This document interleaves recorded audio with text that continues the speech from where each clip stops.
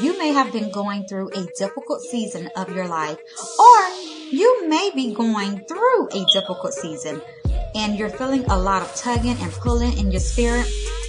It's so much going on internally that you feel like a completely different person. You second guess your every move. You don't speak up when you know you can add value to the world. Baby, it's time for you to restore your self-confidence. I created this podcast to empower every woman to live life on her own terms, unapologetically. You are amazing. You are fierce. You are the creator of your destiny. You are Confidence on Stilettos. You're listening to Lakita of Confidence on Stilettos at MagiBeauty.com, where we empower you to tap into the feminine power within to boldly set goals and crush them by making your dreams a reality.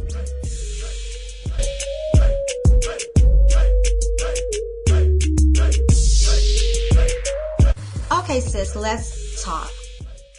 The first thing I must say is that we all go through these seasons in our lives. It's called growth and elevation. Now, I debated if I should do tips or just have a chat with y'all. And guess what? I decided to just chat because honestly, I believe everyone truly knows what to do. So there's really no reason for me to give tips right now. I think this is something that maybe we should just chat about. Now, the only way I know how to convey this message is by personal experience.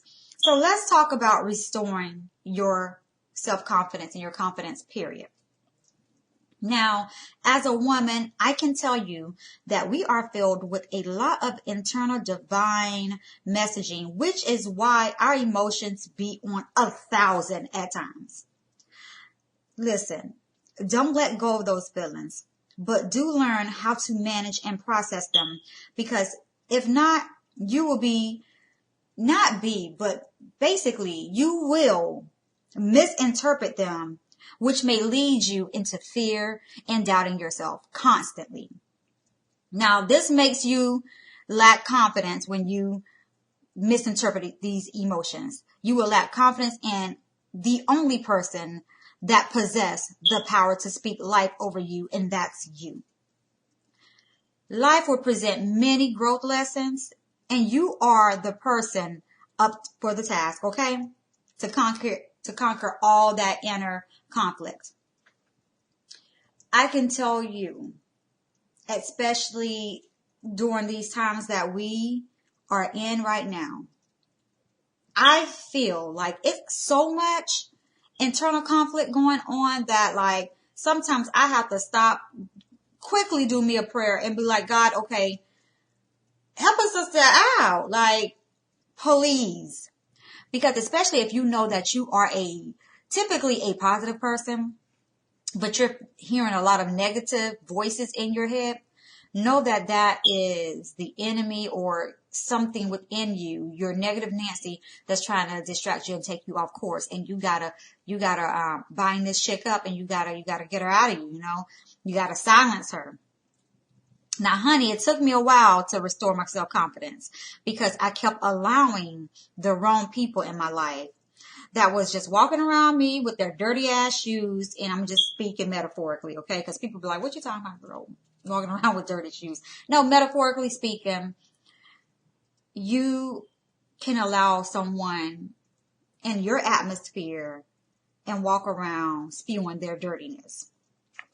The one thing I have learned to pay attention to is who I allow to be close to me. And that's what you should be doing. You should pay close attention to who you allow to have, constant access to you, or to have access to you, period. The moment that, certain people in my life start making comments about me in a negative way, they ass gotta go, okay? Because they are chipping away at your self-confidence. So I'm not talking about people who check you when you know you're wrong.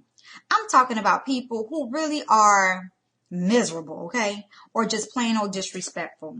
Because we all need people in our life that's not the yes people, not the hooray, hooray, you know, I'm a ride with you regardless if you right or wrong. No, I need people who can also check me and say, Keita, you know that shit wasn't right. You know, you're going to need to fix that. Or that, you know, you need those type of people around you because again, these people help you grow, but you know, the other type, you can feel their energy. They're negative as hell. They don't never have nothing to say. That's good. They don't ever have anything going on for themselves other than sitting around talking about somebody else. Like, you gotta not participate with any of that. So for example, way back when I started dating a guy, and he would wait until we were in front of people and say something about my eyeliner, or he would just say something that made me just feel completely uncomfortable. Now, back then, being young and damn dumb, I convinced myself that maybe, just maybe he was right. Maybe I did wear my eyeliner too thick, or maybe what he was saying was true. Now, long story short, I did let him in my life, and little by little, every year, he chipped away at my confidence. Yes, I decided to leave. But it shouldn't have gotten far because those subtle, remarks that he was making were truly red flags that God was giving me, which was the reason it made me uncomfortable. So this is what I'm saying to you. Have you ever been around those people, or people in general? Maybe it's been in, the office. Maybe it's been at a family gathering. Maybe it's been at a party with friends. Maybe it's just been in just, everyday talking with, your close friends and things like that. And you start feeling like whatever they're saying, is rubbing you the wrong way. And the energy in which it's being portrayed is completely in a negative light. It's not something that you can even use for constructive criticism, or it just makes you feel completely like uncomfortable. Do not shut your feelings and your emotions off. And that's why I said that at the beginning, because those are the navigational features that God has given you to let you know this is a red flag. No, you're feeling uncomfortable for a reason. And you don't let anyone downplay the reason you're feeling uncomfortable. You need to acknowledge it, process it, and figure out why it's making you uncomfortable. And if you got to check somebody, you're going to need to check them, but check them in a very respectful way, because there's always a right and a wrong way to do something. Now, what I can say about my situation is you can't try that ish now. I had a guy say, I like girls that don't wear makeup or wigs. And I said, oh, I don't remember asking you for any commentary. But by the way, I like guys that don't have receding hairlines. Get out of here. Like, Nick, see, y'all almost made me act up on this podcast. Sometimes you just have to catch people off guard, because sometimes people are just straight out disrespectful. They're just straight out disrespectful. And this is what my motto is.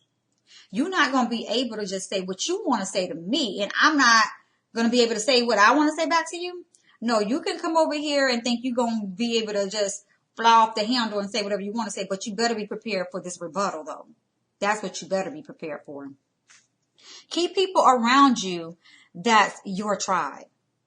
They cheer you on and vice versa. No one likes someone that takes and never gives. So always remember those awesome people that God has placed in your life, that's cheering you on, that's there for as a shoulder to cry on, that gives you constructive criticism, constructive feedback. Your job in that particular relationship is reciprocity. Like, you want to be able to not always be the person that's on the receiving end. You want to be a giver as well. So That's what I have to say about that. And then, girl, stop complaining about your life and get up and start making a plan for your goals and make shit happen. Sitting around complaining has never done anyone any justice. Never. Because the problem gonna still be there. Our job in life is to figure out what our purpose is and to make an impact in this world. And basically, you can't do that complaining. You got to get up. You got to start making goals. You got to start, working on those goals. And if the goal that you set in place isn't working out, then guess what? You need to always constantly be setting other goals. That way you can start figuring out your likes, your dislikes, what your purpose is, what you feel your impact is. It doesn't even have to be one thing in particular. It could be, a collage of things, Now, I always internally tell myself God needs you to start moving so that he can direct you. I haven't purchased a navigational system thus far that tell you how to get to a destination without you moving. Yes, you can put the address into the navigational system, but until you move your car, it can't tell you where to go. So you got to start moving for the Holy Spirit or whoever it is that you believe in to direct you and start giving you some intel about, okay, hey, make a turn here, invest over here. You got to start doing something in order to start navigating. And please, whatever you do, do not put money as a number one priority. Because anyone that chase money is going to run out. You understand? The whole point of finding your purpose and having an impact in this world, because guess what? God will make room for you. God will have money chasing you down to the point where you won't even know where to put all this dang money. So that's why I always tell people, like when they be like, oh, Lakita, why don't you ever talk about how much you make, this, that, and the other? Because that's not at the forefront of why I do what I do. I do what I do because I'm very passionate about women. I'm very passionate about you setting your goals and truly crushing them and moving your life forward. I'm very passionate about, women, stepping from behind that invisible curtain, showing up bigger, braver, and bolder in life and in business and looking damn good while they doing it. That's what I'm passionate about. So back to this whole navigational system, girl, you got to start moving for your navigational system to tell you where to make your turns at. I'll tell you how to start and then keep repeating the same thing until you move. That's what my navigational system be telling me. Like, girl, I'm going to keep saying the same thing. Like, head north towards da-da-da-da. Head north towards something. Head north for this balloon. I'm going to keep saying the same thing until you move your car. But I'm not going to give you no new information until you start moving. Now, this one thing that I do say that like these navigational systems or companies need to change. They need to create one that say, okay, girl, hit me up when you're ready to go. Like, if you don't start moving, they need to, like, she just need to shut down and be like, okay, girl, hit me up when you're ready to go. And just shut the hell off until, whoever starts moving. Affirm your life. I know it sounds cliche, but trust me, it works. Write out things you feel will make you happy. Every day, do something and you'll start feeling more confident. Confidence is all about repetition, just straight out. It's all about just repetition. Every day, doing something to better yourself. Over time, you're going to start feeling more confident in everything that you do because you've been doing it consistently. You've been putting it on repeat. Now, I hope this chat does kickstart you and reaffirm that you're amazing. Be patient with yourself. That's all I'm going to say is be patient with yourself. Rome was not built in a day, honey. All of these empires were not built in a day. You need to be extremely, extremely patient with yourself. I too get very hard and down on myself. Sometimes I'm like, dang, you're not even doing this, or you're not moving forward, or that, because that's the way that sometimes it feels. Sometimes I feel like I got to be doing 100 things in order for me to feel like I'm moving. But sometimes I can do 1 to 2 major steps in my goals that moves me to a bigger focus in my business and in life, period. And that trumps all of the other 100 things that I would have been doing, or getting down on myself because I didn't get all those 100 things done. So all I'm saying is it's time to start building your self-confidence again. If you've put things on the back burner because you just feel like nothing's working, girl, get that off the back burner, dust it off. Let's get back in the game. And I just merely wanted to come on here and just have a chat, That's all I had to say today. So, I just hope that you guys have a blessed day.